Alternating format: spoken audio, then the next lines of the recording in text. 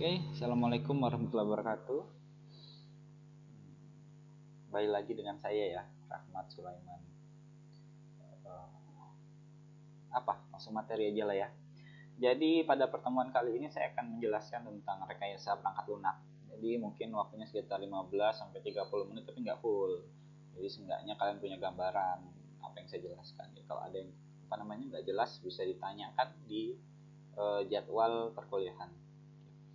Jadi sama seperti sebelumnya, ini materi dari Pak Yuri yang saya dapatkan dari 2018 sampai sekarang masih ada yang ini. Kurang lebih kerangkanya sama, cuman kan keterbaruannya mungkin dari beberapa sumber referensi buku-buku atau kajian-kajian yang telah saya baca.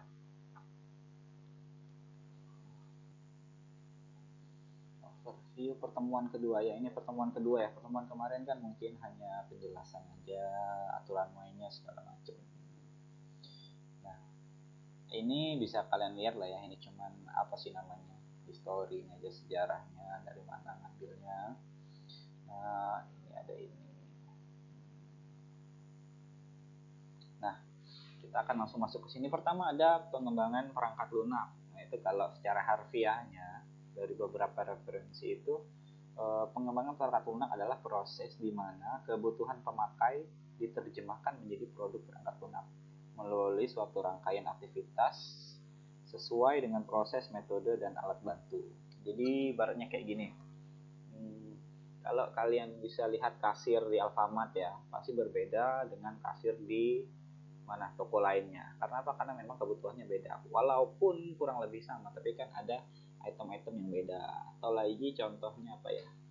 Kalau kalian daftar di kampus ini dulu kan ada namanya sistem informasi di depan ya.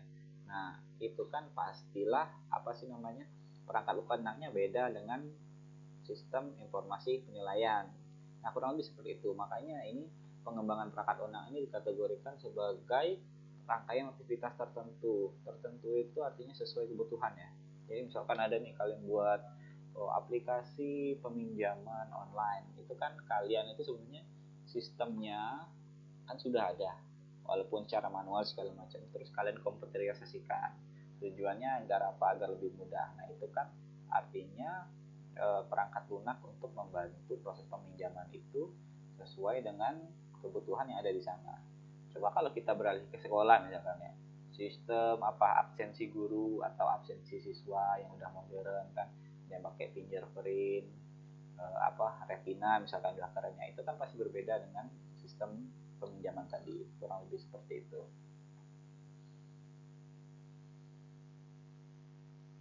Ini mana lagi ya? Kok dia nggak tahu saya nggak jalan. Nah, pengembangan perangkat lunak, elemennya itu pertama ada orang ya, kita tahu lah ya, sumber daya manusia semuanya berawal dari sana. Kemudian ada proyek. Kalau nggak ada proyek ya misalkan proyek itu artinya kebutuhan. Kalau nggak ada kebutuhan, nggak mungkin ada orang yang membuatkan perangkat lunak tersebut atau mengembangkan perangkat lunak tersebut. Makanya di sini orang atau partisipan, ada proyek, ada proses, template. Ya proses itu banyak ya, ada yang bisa buat sendiri, tapi kalau misalkan udah 5 tahun bergelut dalam dunia perangkat lunak, mereka kan pasti punya template.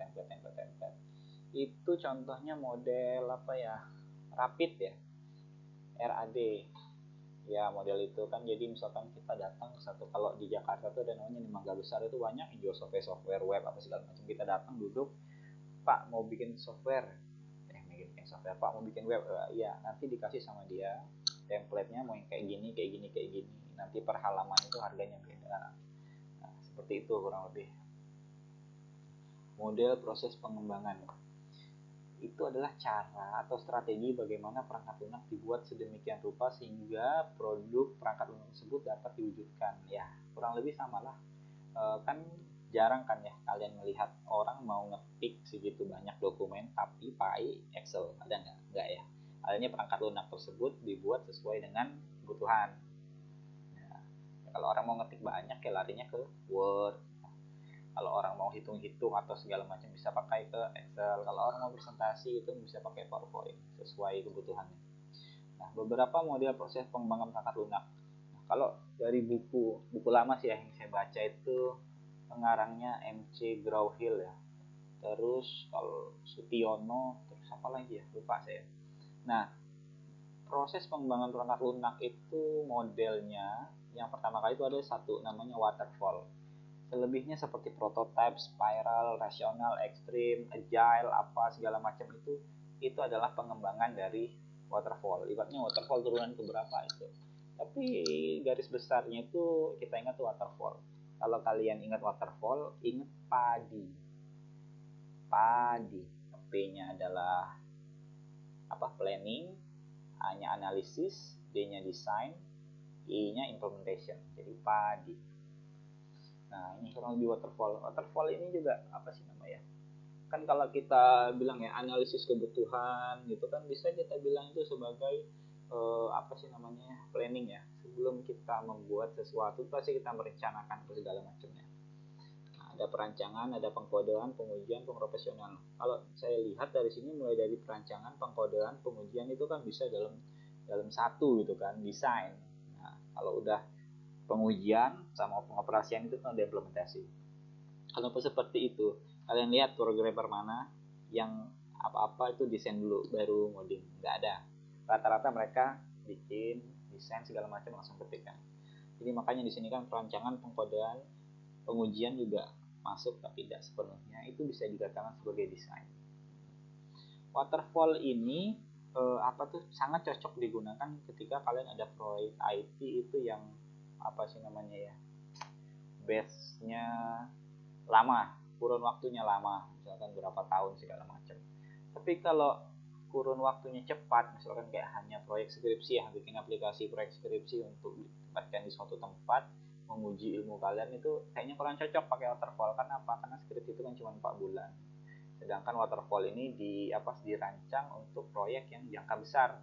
Artinya semuanya itu harus kita rancang pakai FGD ya, semua kebutuhan itu FGD segala macam.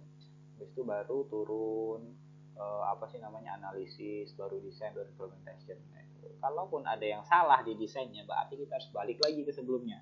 Sebelum desain apa analisis, berarti ada yang keliru di analisisnya, ada yang tidak sesuai dengan pertanyaan yang ketika kalian adakan di forum group discussionnya.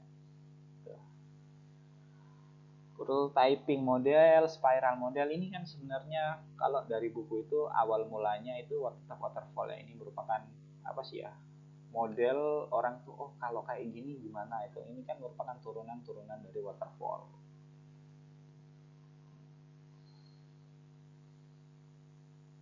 Extreme programming ya, extreme programming tuh kayak gimana ya kurang lebih ya. Contohnya kayak gini, kalian datang ke tempat bikin aplikasi ya, bang mau bikin aplikasi web, terus tanya sama dia butuhnya apa, apa sih layoutnya kayak gini, webnya, terus apa berandanya kayak gini kayak gini kayak gini. Nah, mereka itu ngerjainnya cepat apa.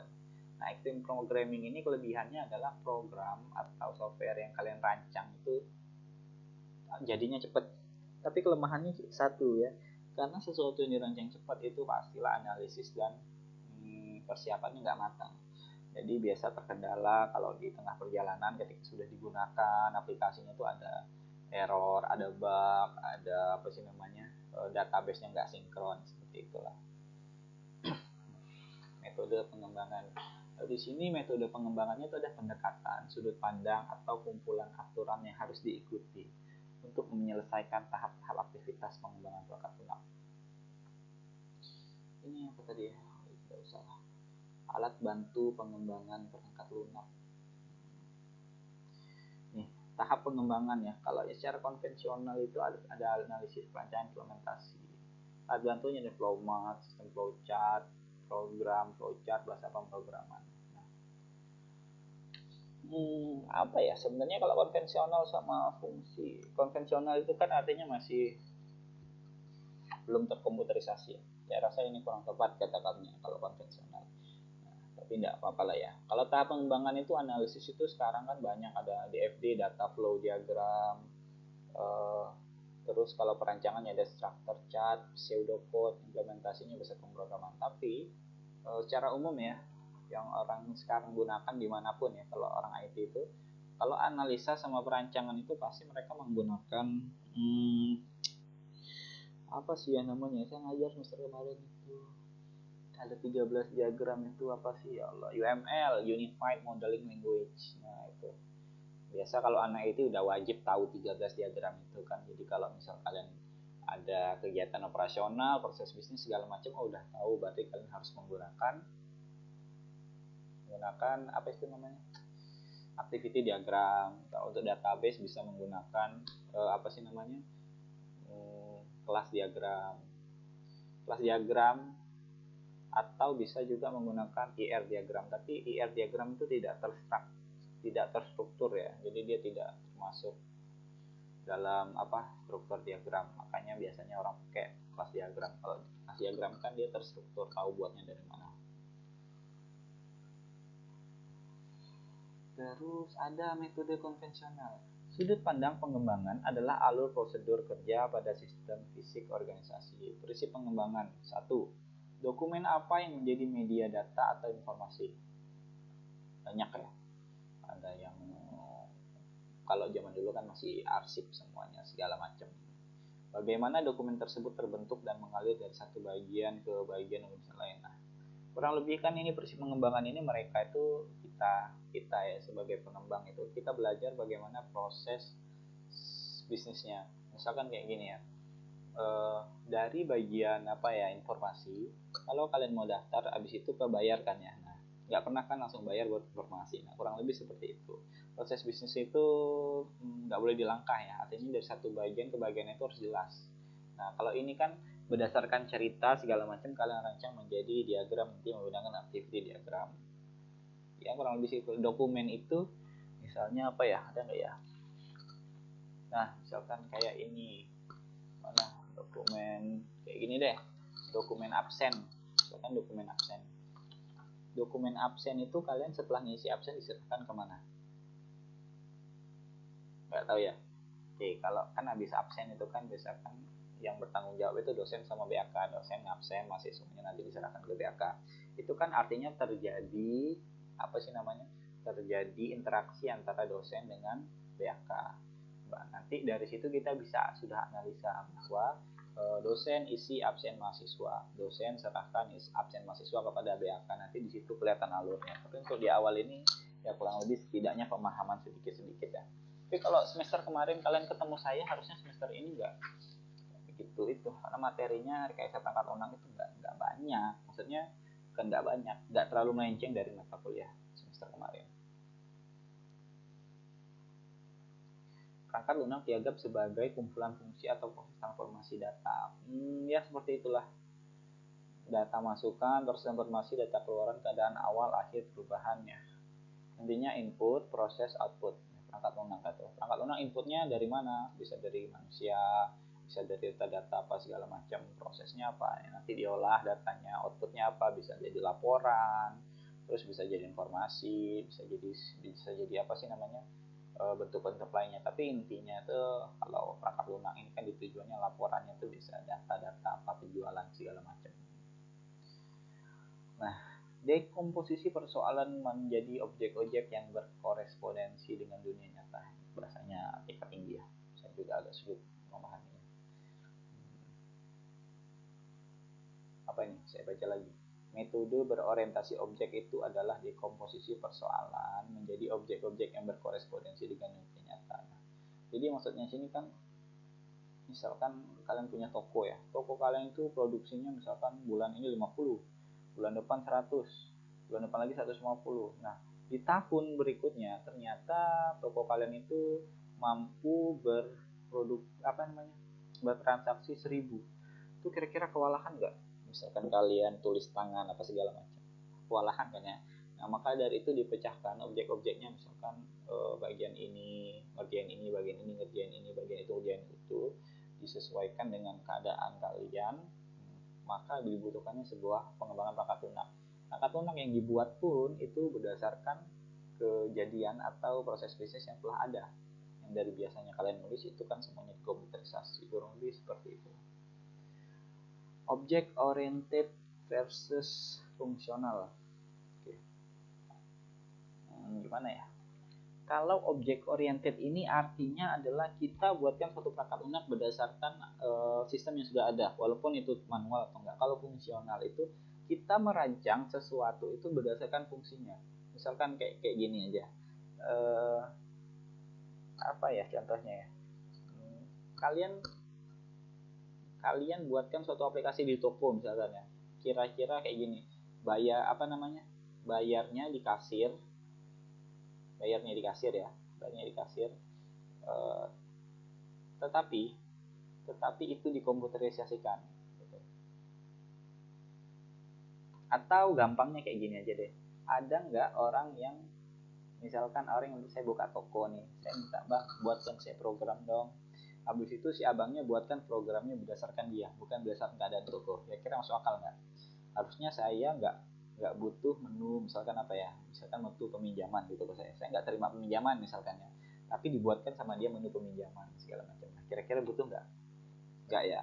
Nah kurang lebih seperti itu. Jadi ketika ada orang yang membuatkan sesuatu itu berdasarkan objek oriented, itu artinya dia harus membuatkan sesuatu aplikasi tersebut berdasarkan keadaan nyata yang sudah terjadi gitu. Beda sama fungsional. Fungsional itu dia memfungsikan tiap-tiap bagian itu sesuai dengan kinerjanya, sesuai dengan kemampuannya. Bagian ini harus kayak gini, bagian itu gitu. Alat bantu. Nah, perangkat bantu atau kakas otomatis dan semi otomatis yang akan digunakan untuk mendukung proses dan metode. Itu pastilah ya diagram-diagram. Kalau aplikasinya yang digunakan itu banyak ya. Ada Rational Tools, ada apa sih namanya Microsoft Visio, ada Asta, tapi yang paling lengkap itu yang saya tahu ya Microsoft Visio gitu kan. Jadi semuanya itu diagramnya ada di sana, jadi enak kalian merancang. Oke, sekian untuk pertemuan kali ini. Saya rasa cukup ya. Jadi materinya masih banyak, boleh kalian baca plus segala macam. Saya harap kalian aktif ya di kelas ya pada saat pembelajaran. Oke, saya Rahmat Sulaiman. Sekian, mohon maaf atas segala kekurangan. Kalau ada yang mau bertanya silahkan di grup Classroom atau di grup WA. Saya sangat senang. Selamat sore. Assalamualaikum warahmatullahi wabarakatuh.